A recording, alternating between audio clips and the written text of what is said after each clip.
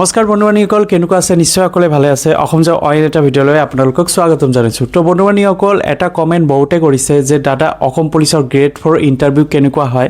তো আপুনি ইয়াৰ আগৰ বছৰ দিছিলে, তো আগৰ বছৰ কেনেকুৱা টাইপৰ ইণ্টাৰভিউ হৈছিলে অলপ আমাক জনাই দিয়ক।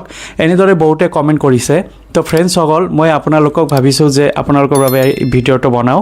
তো ভিডিঅ'টো সম্পূৰ্ণ ভালদৰে চাব। যিসকলে অসম পুলিচৰ গ্ৰেড 4ৰ মানে এপ্লাই কৰিব আৰু যিসকলে গ্ৰেড 4ৰ ইণ্টাৰভিউ দিব, তো ইণ্টাৰভিউ কেনেকুৱা হয় সকলোখিনি ডিটেইলছ আপোনালোকৰ লগত মই শ্বেয়াৰ কৰিম।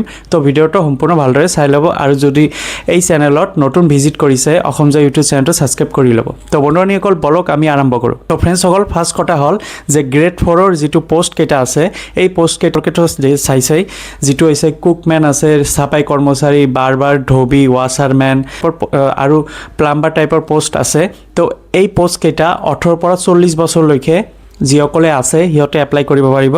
আৰু SC ST কাষ্ট চাৰ্টিফিকেট থাকিলে 5 ইয়াৰ্ছ এজ ইলেকশ্যন, OBC থাকিলে 3 ইয়াৰ্ছ এজ ইলেকশ্যন পাব।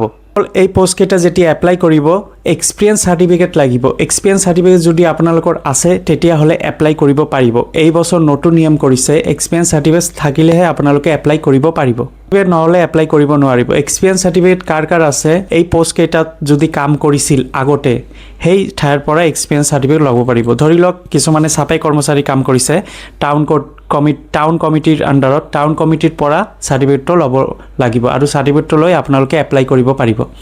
কিছুমানে হোটেলত কাম কৰিছে, কুকৰ, ৰান্ধনীৰ, এই হোটেলৰ পৰা যি হোটেলত কাম কৰিছে সেই হোটেলৰ পৰা চাৰ্টিফিকেটটো ল'ব লাগিব আৰু এই চাৰ্টিফিকেট দি আপোনালোকে এপ্লাই কৰিব পাৰিব। তাৰপিছত ধোবী, ৱাছাৰমেন, আপোনালোকে যদি কাম কৰিছিল আগতে সেই তাৰ পৰা এক্সপিৰিয়েঞ্চ চাৰ্টিফিকেট লৈ আপোনালোকে আবেদন কৰিব পাৰিব। আৰু এতিয়া কথা হ'ল যে ইণ্টাৰভিউ কেনেকুৱা হয়। ইণ্টাৰভিউৰ বাবে আপোনালোকে কোনো ধৰণৰ 3200 মিটাৰ 1600 মিটাৰ দৌৰাদৌৰি কৰিব নালাগে, কোনো ধৰণৰ হাই জাম্প লং জাম্প দিব নালাগে, কোনো ধৰণৰ ৰিটেন টেষ্টো নহ'ব। আপোনালোকৰ অকল ডকুমেণ্টখিনি চেক কৰিব, ভেৰিফিকেশ্যন হ'ব, আপোনালোকৰ মেডিকেল টেষ্ট কৰিব। মেডিকেল টেষ্টৰ পিছত আপোনালোকক ভাইবা অৰেল সুধিব, অৰ্থাৎ কোশ্চিন সুধিব, 4-5টামান কোশ্চিন সুধিব। যিটো পোষ্টত এপ্লাই কৰিব সেই পোষ্ট লৈ আপোনালোকক কোশ্চিন সুধিব, বেলেগ একো মানে কোশ্চিন নুসুধে। যিটো পোষ্ট হিচাপে কোশ্চিন মানে সুধিব সেই পোষ্টৰ বিষয়ে আপোনালোকে অকণমান পঢ়ি যাব, সেই পোষ্টৰ এক্সপিৰিয়েঞ্চ আছে কি নাই সিহঁতে এইটোৱে টেষ্ট কৰে। তো এনেকুৱাকৈ ইণ্টাৰভিউ হয়, যিটো চাফাই কৰ্মচাৰী হওক, কুকমেন হওক বা তাৰপিছত ধোবী, তাৰপিছত প্লাম্বাৰ, তাৰপিছত ৱাছাৰমেন। ইয়াৰ আগৰ বছৰ মই অকল চাফাই কৰ্মচাৰী আৰু কুকমেনৰ ইণ্টাৰভিউ দিছিলোঁ, সেইবাবে আপোনালোকক জনাই দিলোঁ। আপুনি অকল চাফাই কৰ্মচাৰী যিসকলৰ চাৰ্টিফিকেট আছে সিহঁতে এপ্লাই কৰিব পাৰিব। কুকমেনৰ যিসকলৰ চাৰ্টিফিকেট আছে, চাৰ্টিফিকেট অবিহনে এপ্লাই কৰিব নোৱাৰে, আপোনালোকৰ চাৰ্টিফিকেট লাগিবই। চাৰ্টিফিকেট হ'লেহে এপ্লাইটো একচেপ্ট কৰিব।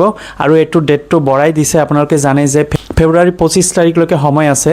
আপোনালোকে যিসকলে 18 পৰা 40 বছৰ আছে আৰু যিসকলে এক্সপিৰিয়েঞ্চ চাৰ্টিফিকেট আছে সিহঁতে এপ্লাই কৰি দিয়ক। তো ফ্ৰেণ্ডছসকল, গ্ৰেড 4 পষ্ট যিকেইটা আছে 100টামান হ'ব চাগে। তো আপোনালোকে সকলোৱে এপ্লাই কৰি দিয়ক। যিসকলৰ চাৰ্টিফিকেট আছে সিহঁতে এপ্লাই কৰিব পাৰিব। তো ফ্ৰেণ্ডছসকল, আৰু যিসকলৰ চাৰ্টিফিকেট নাই সিহঁতে এপ্লাই কৰিব নোৱাৰিব, কাৰণ যেতিয়া আপোনালোকে অনলাইন এপ্লাই কৰিব তেতিয়া চাৰ্টিফিকেটটো মাষ্ট বি বিচাৰিবই, সেই চাৰ্টিফিকেটটো আপলোড কৰিবই লাগিব। যদি আপলোড নকৰে আপোনালোকৰ ইণ্টাৰভিউৰ বাবে এডমিট নাহে। অকল এনেকুৱা ইণ্টাৰভিউ হয়, এনেকুৱা প্ৰচেছ হয়, বেলেগ একো কোনো মানে ৰিটেন টেষ্ট বা ফিজিকেল দৌৰাদৌৰি 3200 মিটাৰ 1600 মিটাৰ এনেকুৱা কোনো ধৰণৰ মানে দৌৰাদৌৰি নহয়, ৰানিং টেষ্ট নহয়। অকল আপোনালোকৰ মেডিকেল হ'ব আৰু আপোনালোকৰ ডকুমেণ্ট চেক কৰিব আৰু আপোনালোকক কেইটামান কোশ্চিন সুধিব, 5টামান কোশ্চিন সুধিব। এই 3টা পদ্ধতিতে ইণ্টাৰভিউটো হয়। ইণ্টাৰভিউ মোৰ গুৱাহাটী পৰিছিল ইয়াৰ আগৰ বছৰ, গুৱাহাটীত কাহিলীপাৰাত ইণ্টাৰভিউ হৈছিল মোৰ। আৰু আপোনালোকে বহুতে জানে, বহুতে দিছে ইয়াৰ আগৰ বছৰে। এই বছৰ যিসকলে নতুনকৈ এপ্লাই কৰিব সিহঁতৰ বাবে মই কৈছোঁ। তো ফ্ৰেণ্ডছসকল, ভিডিঅ'টো যদি ভাল লাগে লাইক কৰি দিব আৰু নিজৰ বন্ধু বান্ধৱীসকলক শ্বেয়াৰ